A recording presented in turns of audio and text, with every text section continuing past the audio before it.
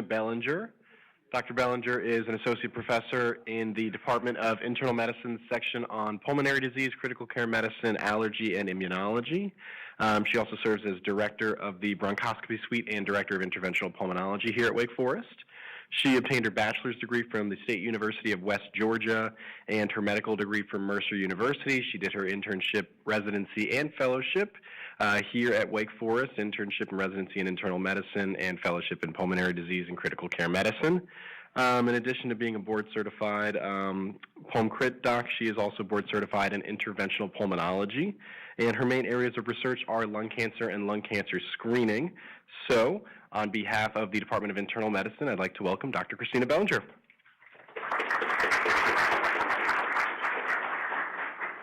Hi, thanks very much. I'm excited to be here. So today I'm going to talk to you about lung cancer screening, and we're going to go through the past, the present, and the future. I don't have any disclosures, no industry funds. So our objectives today, we're going to explore the key studies contributing to lung cancer screening and the support of it. We're going to evaluate the current guidelines and recommendations related to lung cancer screening, discuss Wake Forest program and our growth. If you didn't know we had a program, surprise, we have a lung cancer screening program. And we're going to demonstrate the current research that's ongoing and potentially explore some research opportunities within lung cancer screening. So here's just an overview. We'll talk about a brief introduction on why we want to screen, and then go through the past with screening, the studies that predated the NLST trial. The NLST trial, which is the National Lung Screening Trial. We'll talk about then lung RADs that defined our current nodule diagnoses for the lung cancer screens. We'll go through the present to talk about what criteria we use for lung cancer screening, the screening process, a shared decision-making visit, smoking cessation, cardiovascular risk assessment, and then a bit about our program and a bit about the future. So why do we want to screen? We want to screen because lung cancer is the #1 cancer killer in the United States. It kills more people annually than breast, colon, prostate, and pancreas combined. And if we look at 5-year survival rates, lung cancer is far below breast cancer, far below colon cancer, so far below other types of cancers that we use current screening modalities for. If we look at this a little bit differently, the 5-year survival rate for stage 1 closer to 50%. This is a little bit older data, but the SEER database is one of the largest. And the reason for that is the stage at which we detect it. So we're only detecting 15% of lung cancer when it's in that early stage.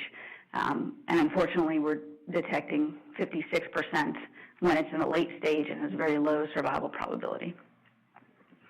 The reason for that is because those early stage cancers are asymptomatic, and it's not until they develop symptoms of cough, dyspnea, chest pain, hemoptysis, other features to suggest metastatic disease that we're actually detecting these.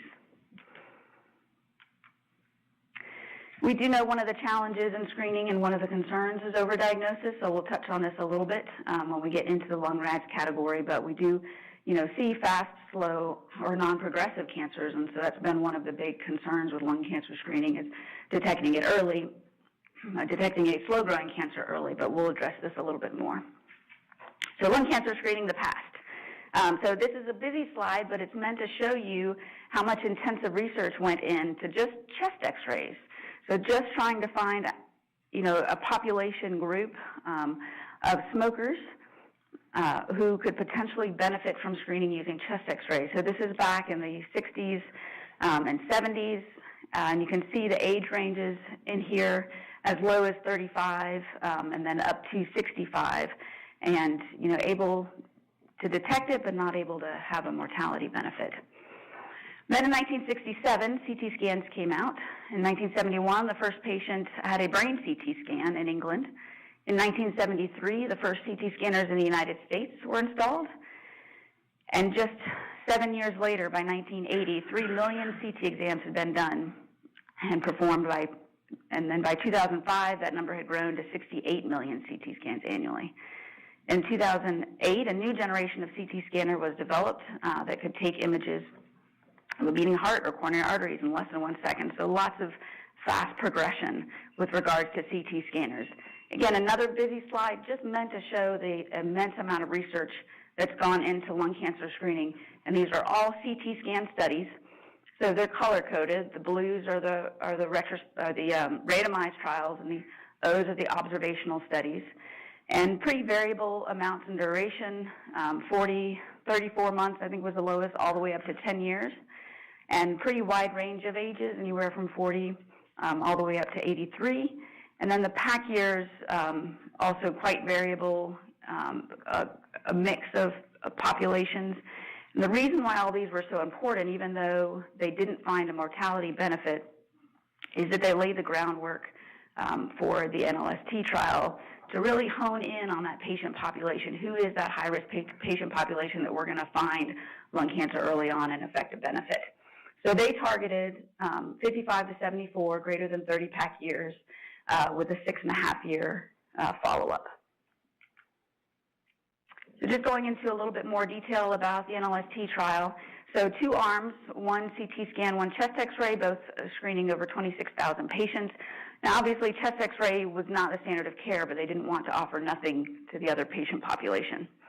And what they found was 39% in the CT arm had a positive screen, 16% in the chest x-ray arm. And then when we get down to the bottom here, lung cancer was diagnosed in 4% in the CT arm and 3.5% in the chest x-ray arm. So they were detecting more lung cancers. They were also detecting more lung cancers in stage 1, so 63% compared to 47.6% in the chest x-ray arm. And what they found was that there was a reduced deaths from lung cancer, 1.3 versus 1.7, and that equated out to a relative risk reduction of 20% from lung cancer. So over 53,000 patients screened, relative risk reduction 20%. They detected more stage 1, and all in all that equated to 320 patients needing to be screened to prevent 1 death. So if we look at that in terms of other current screening modalities that we do, mammogram and colonoscopy, lung cancer screening was pretty favorable. Now we know that this is a pretty heterogeneous population, and we know that the risk of lung cancer varies on smoking status, age, COPD status. So the number needed to screen to save 1 life overall in that whole population was 320, but there are variabilities based on whether they're a high-risk smoker, whether they're an average risk or low risk based on their other factors. So lung cancer screening, the present. So all that led up to the NLST trial being published in New England Journal in 2011. And then in 2013, the U.S. Preventative Task Force gave its grade B recommendation and recommended screening 55 to 79, have a 30-pack year smoking history, so pack a day for 30 years, 2 packs a day for 15 years, or greater, who are current smokers or quit less than 15 years. They also recommended discontinuing screening if they're outside of that 15-year window, outside of that age window, or if they develop a health problem that limits their ability or willingness to undergo curative surgery. So we're off to the races for screening. Not exactly. We still have a lot of concerns across the nation, right? We're worried about multiple factors, including the stringent criteria, making sure that we meet these criteria, as well as what this means in terms of patients and the risk that we're exposing them to with radiation and with false positives. So we'll go into all that. But in 2015, CMS did come out and recommend it for age 55 to 77, so criteria a little bit different than the U.S. Preventative Task Force. Still 30-pack years and still quit less than 15 years. But they added a caveat, this shared decision-making visit. And so specifically, they want providers to talk about the benefits, the harms, the follow-up diagnostic testing, the overdiagnosis, the false positive rates, total radiation exposure, and counsel on adherence to screening. Right? This isn't a one and done. This is an annual CT scan, and smoking cessation. So that just really put the brakes on things. Well, now we have to have this intensive discussion with patients about all these facets of lung cancer screening.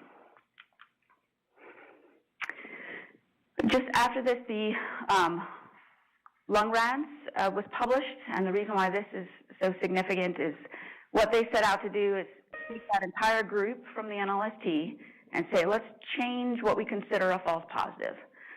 let's take instead of 4 millimeters, what we consider a positive, let's take instead of a 4 millimeter nodule, change the size criteria to a 6 millimeter nodule. And what that did is they lost a little bit of sensitivity. The false positive rates dropped in half, and the negative predictive value stayed high. So this then led to the lung RADS. And the reason why this is important is we now have a little bit fewer studies that we're calling positive, and that kind of waylaid some of the risks of having so many false positives that were seen in the National Lung Screening Trial. So of all the nodules that were found, 97% of those turned out to be benign. So this is lung RADS, what each group means, and we'll go into this in a little bit different picture. But so basically, if you see a lung RADS 0 on your report, they're saying it's an incomplete study and it needs to be repeated. We really don't see many of those. I think 1 or 2 in 4 years. If you see a lung RADS 1, that means it's negative. There are no nodules. If you see a lung RADS 2, that means there's some small nodule, and it's just fine to follow up with the annual scan. If you see a lung RADS 3, it's probably benign, but follow it a little bit closer with a 6-month scan. And if you see a lung RADS 4, that's going to be divided into 4A, 4B, 4X, and the recommendations will be on there for which one of those where, and we'll go into that a little bit later. And all of those management recommendations will be on that report.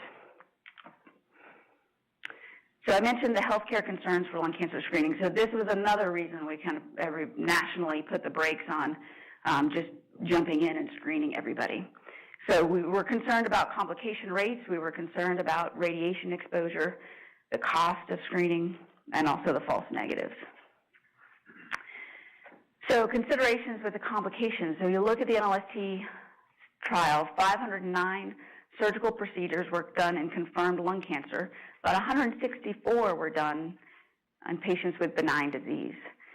And those still had a 16% complication rate, 6% of those a major complication rate.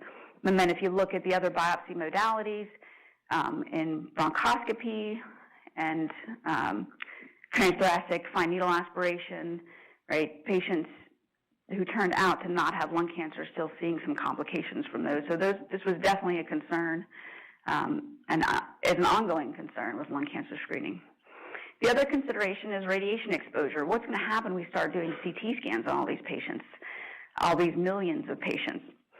So we already know, if you look at data from 1982 to 2006, medical radiation exposure from CT scans and nuclear medicine interventional radiology went from 15 to 48% in the contribution of total radiation exposure.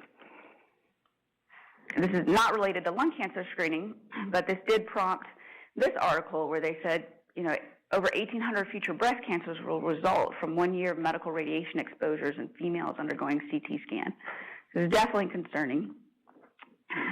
In regards to lung cancer screening, if 50% of all current and former smokers in the U.S. population, 50 to 75, receive annual CT scans, we estimate the number of lung cancers associated with radiation from screening would be 36,000, or a 1.8% increase in the otherwise expected number.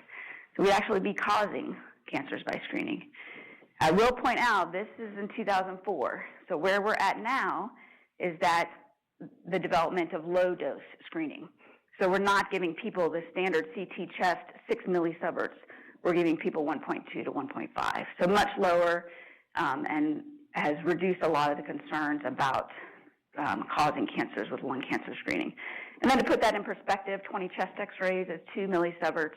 Our background radiation exposure is 3, unless you live in a higher elevation where it's 5. So they've really made great strides in reducing the amount of radiation people get with these CT scans. The other consideration is cost. If you go by the NLST criteria, there are 8.7 million U.S. adults who would qualify. At $300 per CT scan, that's $2.6 billion. And in this one article, they said the additional cost of screening to avoid one death is $240,000. So we were pretty worried about the expense of CT scan, and that caused a lot of hesitation early on with incorporating it.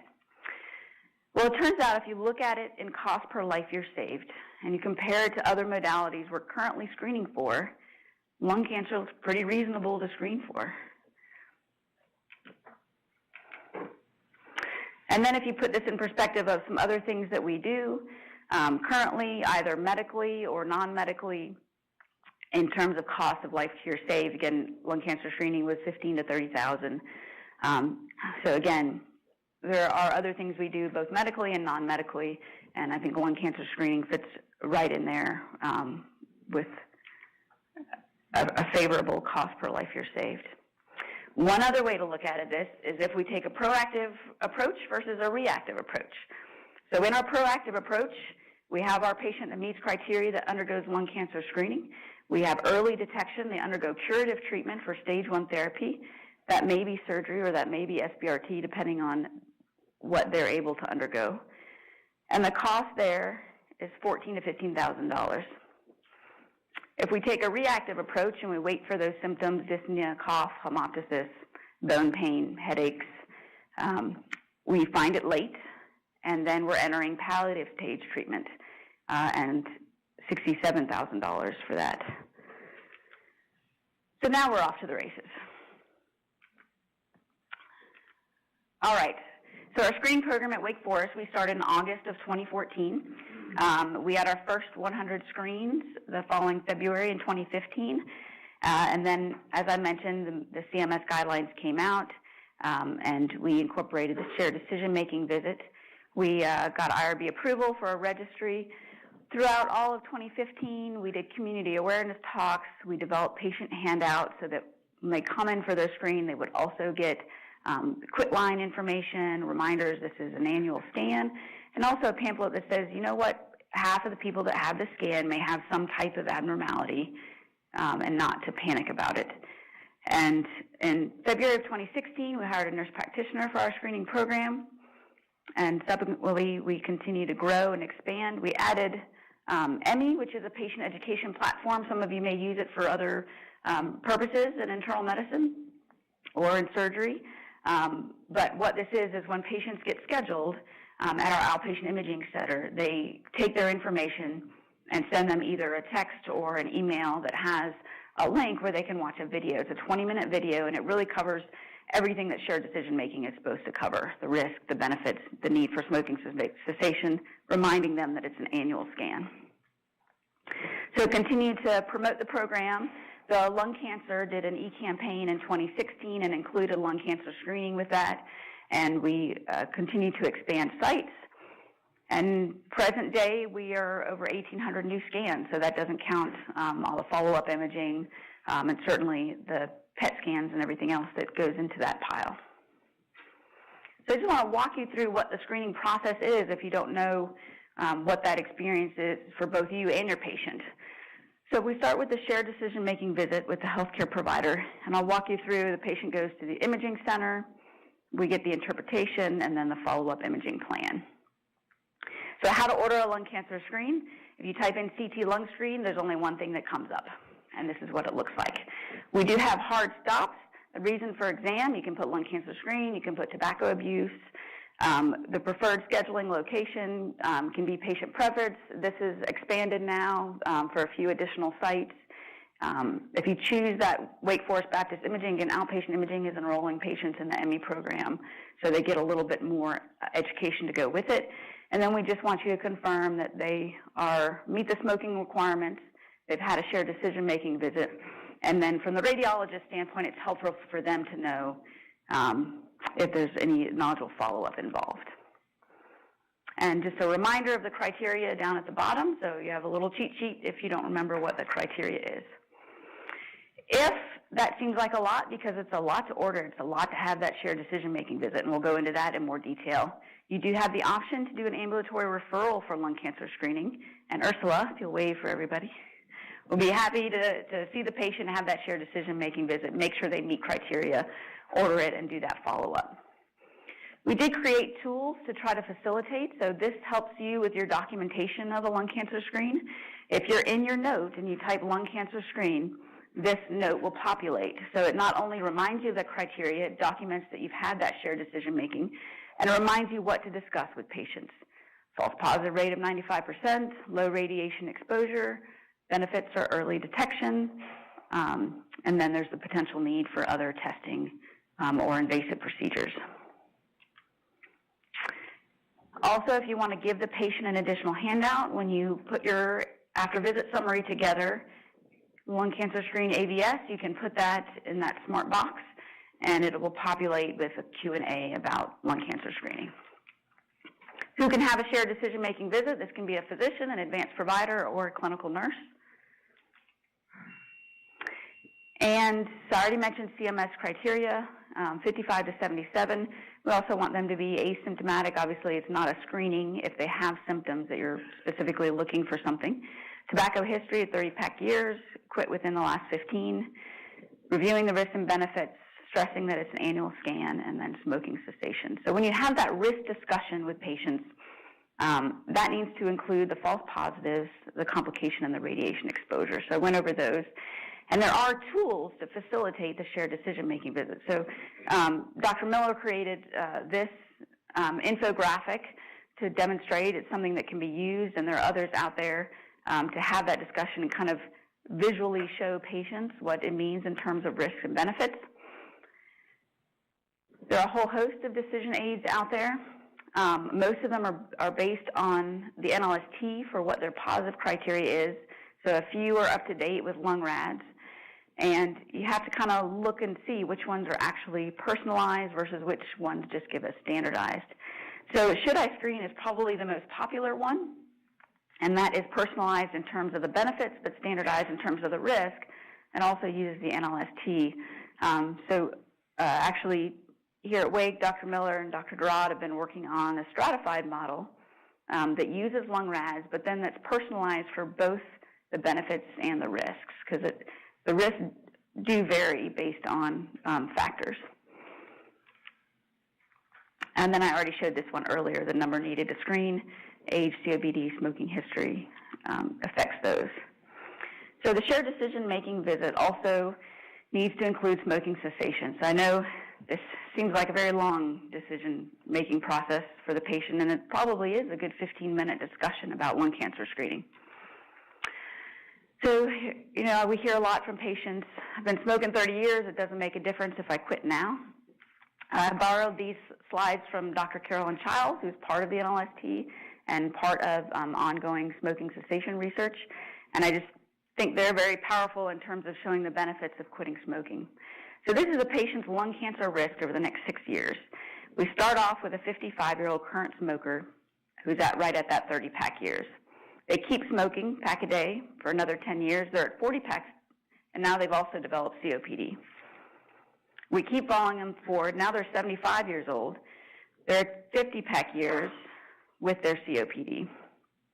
But let's say we intervened when that patient showed up for our shared decision-making visit or showed up at our imaging center, and we got them to quit.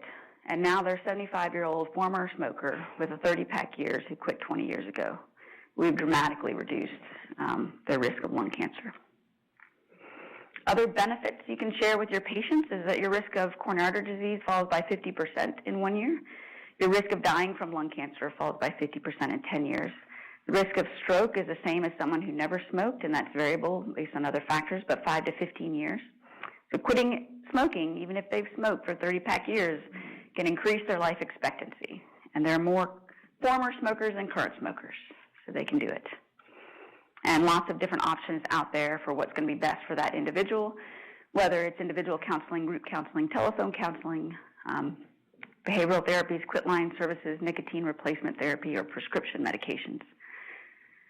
So with that in mind, there are many, many national studies looking at comparing collaborating smoking cessation with lung cancer screening.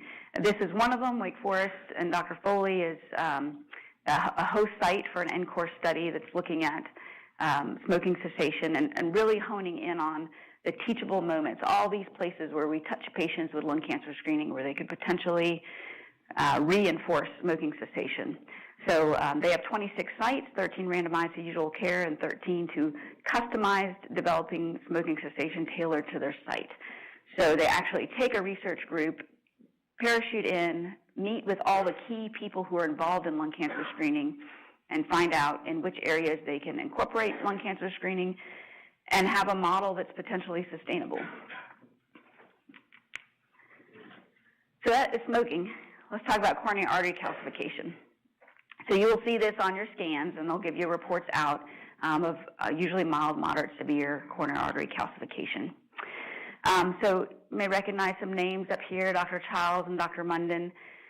They took the group of patients from the National Lung Screening Trial and looked at their coronary artery calcium scores and graded them, mild, moderate, or severe. And how did that compare in terms of cardiovascular events and deaths? So the mild group contributed 37% of cardiovascular deaths, the moderate group 23%, and the severe group 28%. But I want to bring up the zero group. So there's a group out there, right, that doesn't have mild, moderate, or severe, and they were still 10% of the cardiovascular deaths. So this patient population, just being the smokers that they are, have huge cardiovascular risks.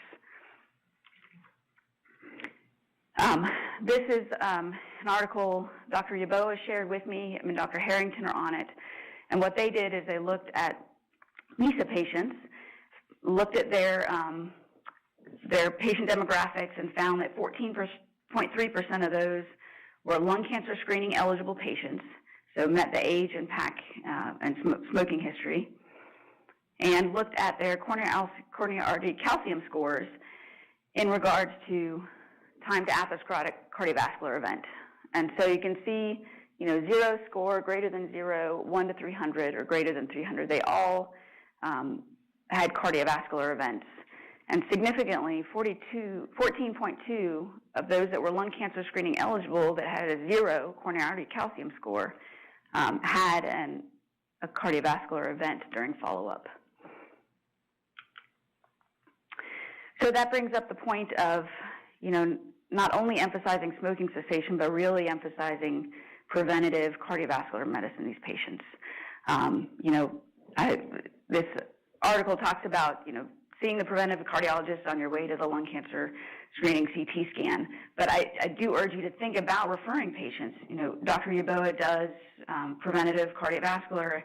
So if you're thinking about, hey, this patient meets lung cancer screening criteria, probably also meet criteria to get preventative intervention. So I'd love to see a graph like this for cardiovascular intervention to say they came in at 55 and we did cardiovascular risk modification and really saw a mortality benefit.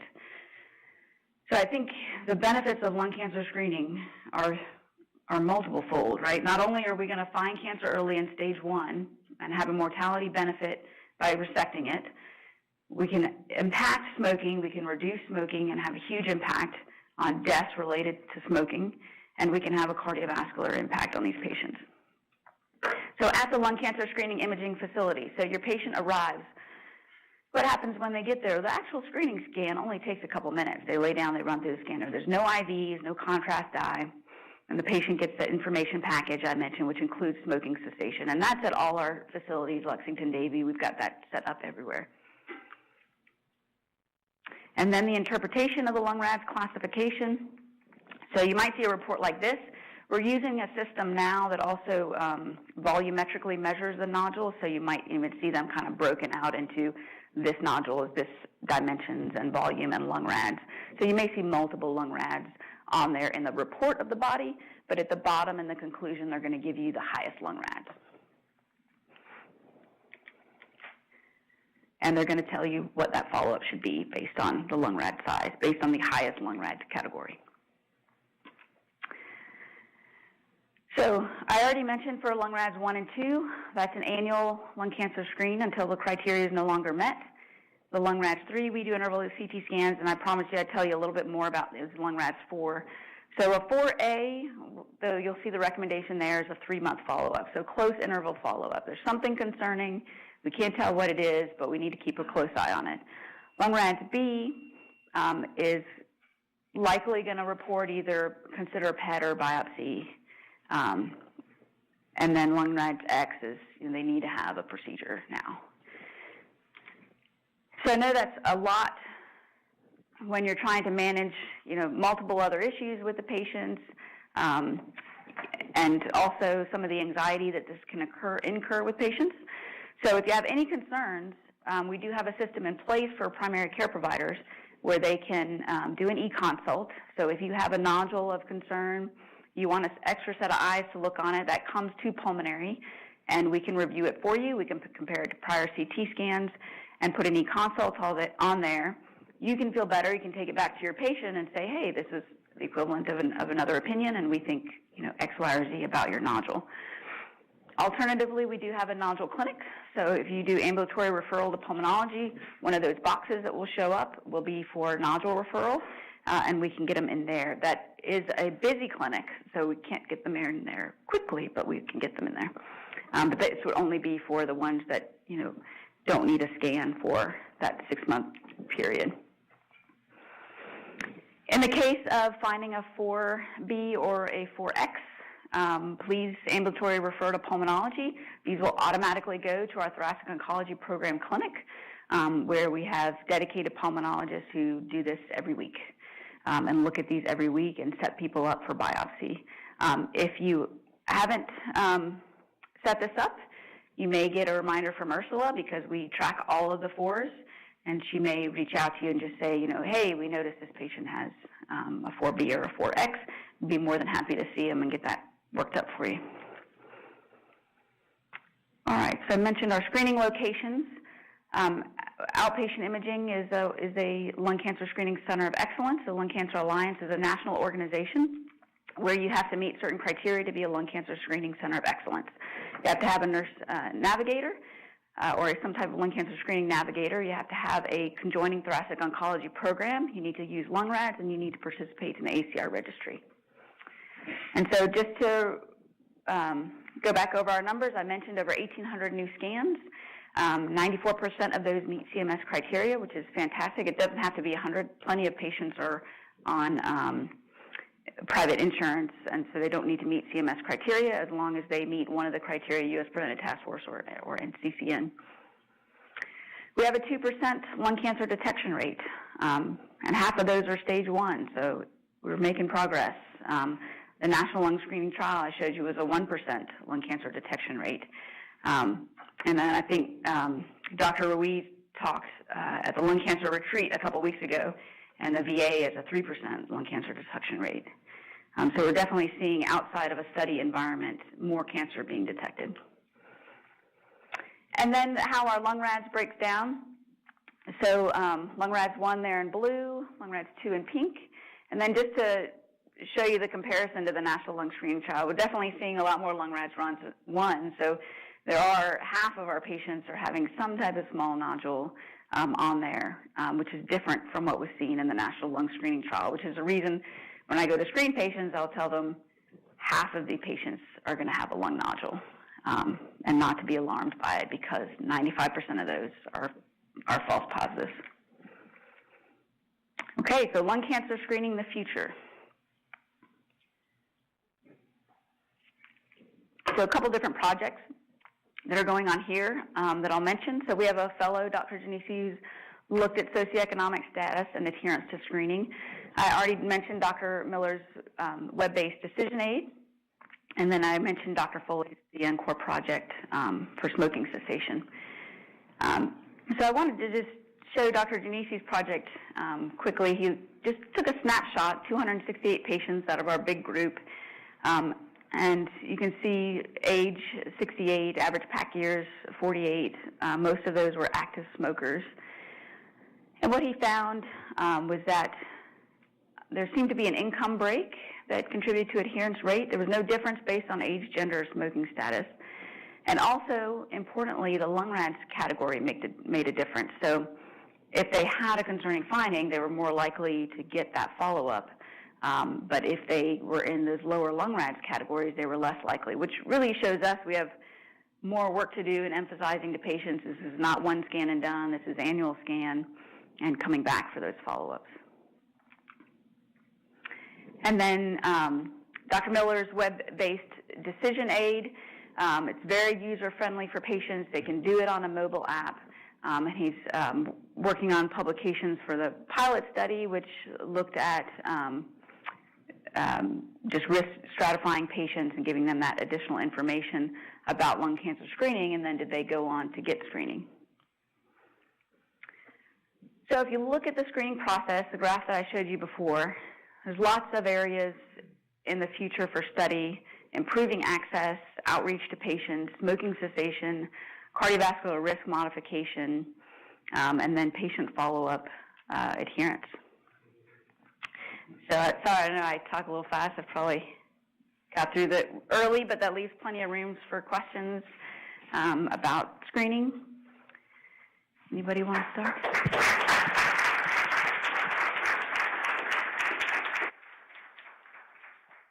I see you, Dr. Velez, in the back. I'll get you next. That was a great presentation. If I have the numbers correct, you've had 1,800, so you found 36 people.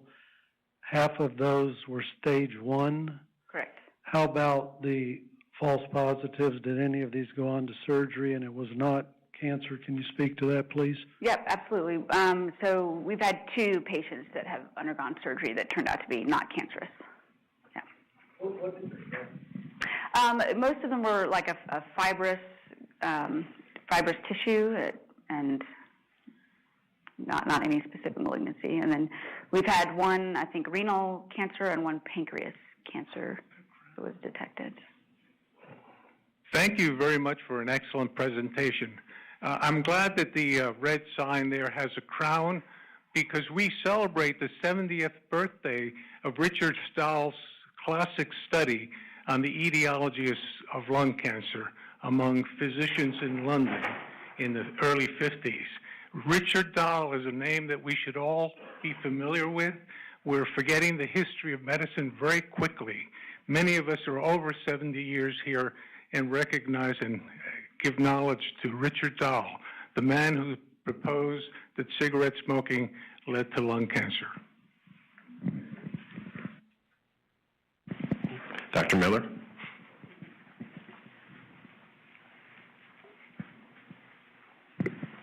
So thanks. That was a great review of the evidence. I do want to set the record straight, though, and just point out that you're a co-investigator on 2 of the 3 trials you showed, and that the stratified model is actually your first author publication. So I would encourage you to include yourself and the people who are working on this stuff.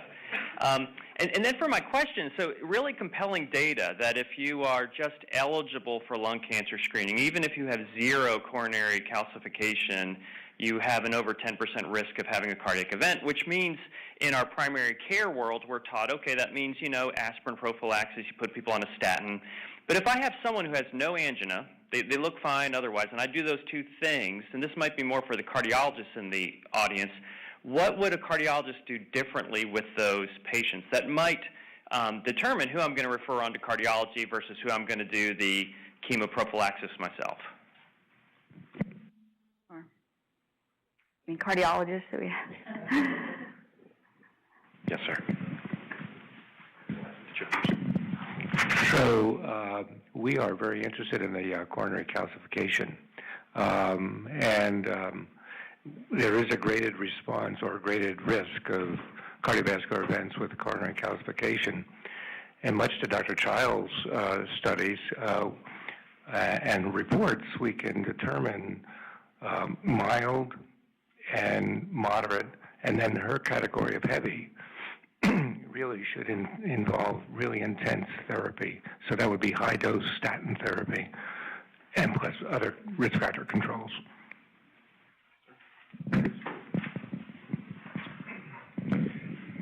So how often are you doing PET scannings prior to doing any type of interventional? And should you think PET scanning be limited to pulmonary and our oncology ordering those tests rather than being ordered by primary care physicians?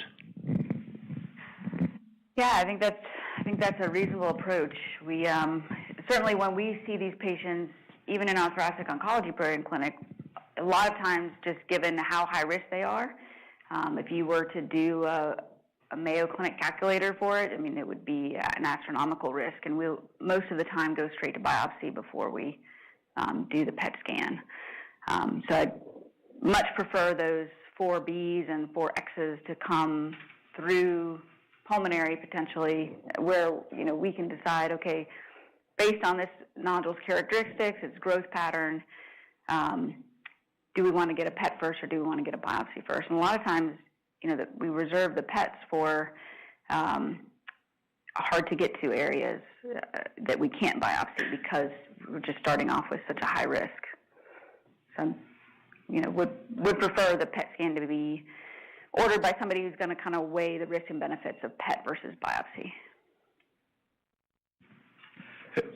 Christina, that was really fabulous and a lot of great take-home points. I have a question around the shared decision-making process, and so there's trade-offs in essentially everything we do in common screening procedures. I was just curious around the particular dynamics of lung cancer screening, where CMS mandates that you document a very thorough shared decision-making process that's not required for other types of screening, where the trade-offs are often very similar. So I'm just sort of curious about what was it about lung cancer screening in particular that prompted CMS to institute that?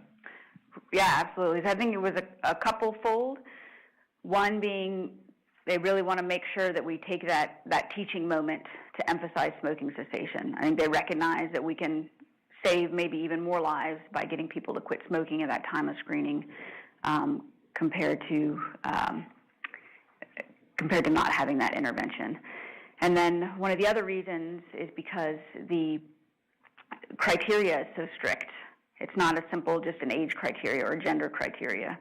And so sitting down with them and making sure that they meet that criteria has been a huge step to try to make sure that we're screening the right population. And, we did absolutely see early on, people were ordering screening on 40-year-olds. And so it was important to kind of lay down that groundwork and make sure that they met criteria. I'm Bill Hazard. That was fabulous. It's a question I'm going to ask because it'll have to do with age in the elderly. But now that we have some obsession in this medical center with Alzheimer's disease, the new Alzheimer's Disease Research Center, and it's got a lot of money and pressure behind it to show results, there are some things that people fear more than death, and Alzheimer's disease may be one of those things.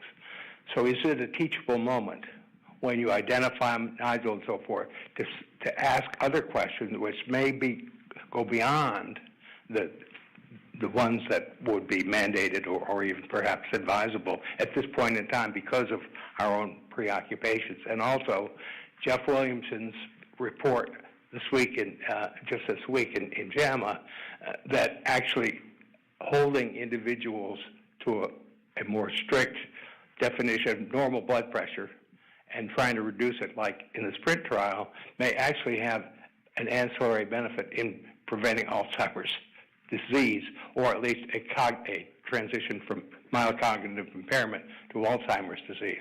So again, it sort of gets bigger and bigger and bigger, but it's really having to do with quality of life and teachable moments. You have a position on that? Yeah, I think, it may be the way things go with preventative medicine in general is that you just have just that visit that focuses on preventative medicine, risk factors for Alzheimer's combined with your cardiovascular risk and your lung cancer screening risk, and it's one big shared decision-making visit with multiple points. That certainly would be more encompassing in that environment. Dr. Miller. So I'm going to hog the microphone and ask a pulmonary question now. With your screening program, you said on the scans 50% were stage 1, and I would imagine that there's this first pass effect where if I've never had a screen before and now I had it done, not too surprising if I have a stage 2 or 3 cancer, but I would hope that on follow-up scans that the percentage of stage 1 cancers would increase. So have you sliced the data to exclude those first-time scanners and see on follow-up scans when you're finding cancer, are you seeing a significant shift to stage 1? We're still too early for that, but the NLST did see that. So they reported on baseline screens plus the follow-up screens, and the follow-ups were about half the detection rate. So I think it was 0.6% versus the 1.1%. Dr. Lyles? Thank you. That was a great talk. This is an electronic health record question, and probably David and AJ are more prepared, but we have to click that smoking history every time. We have to click it. We don't have to read it. It's a discrete data point, and there are other discrete things like age, gender, risk factors already built in. We get prompts. I'm having trouble entering a Hep C given at another institution and still getting dinged for quality. So we have a lot of work to do, but this one seems pretty straightforward. Why can't we have the risk calculator built in so that when I'm taking care of an 80-year-old with 8 problems that still might meet criteria, I would have a head start on doing the right thing. Yes, so excellent point, and you're right. Dr. Durrad has already been working on that. He's actually put the paper together, so they did pull from the EHR records the smoking history and compared it to that shared decision-making visit I showed you, because patients have to enter their pack years and start and finish. And interestingly enough, he found that patients knew their quit dates, and that was correct in the EHR. And they usually knew their start dates. So start and finish were pretty close. It was just those pack years that didn't mesh up. And so I think part of that is because each time the patient gets checked in and somebody reviews that history, it's how many are you smoking today? And so, well, today it was 5 cigarettes. 20 years ago, it was 3 packs a day. And so that's not really well reflected in the EHR. So we don't have a good accurate pack years to pull to say that they meet criteria, which is one of the reasons Epic has a built-in BPA for lung cancer screening. And I've asked them not to turn that on because I think it would, fire incorrectly without the correct pack years in there. Dr. Petty? So it was great, and I think it's nice to see the headway in the numbers of screens coming through. It's very exciting, and also a little bit frightening when you think of the potential for how many screens and what sort of infrastructure needs. When the leader from Leahy came through, where they screen about 80% of the eligible population, she commented on at some point there was this hockey stick effect where their numbers just shot through the roof, and that a lot of that she thought was due to patients talking to other patients about the screening process, not just relying on primary care providers, but also patients talking to each other. Do you have any sense of that happening yet, or? Everything's been a steady upward trend.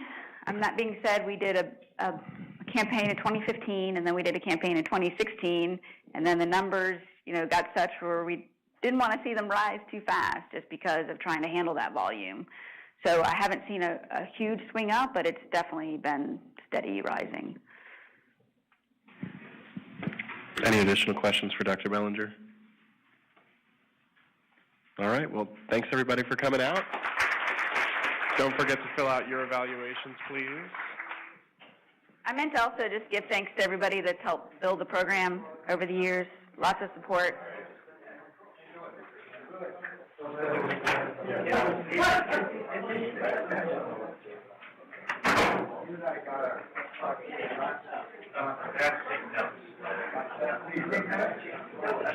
Hey, thanks.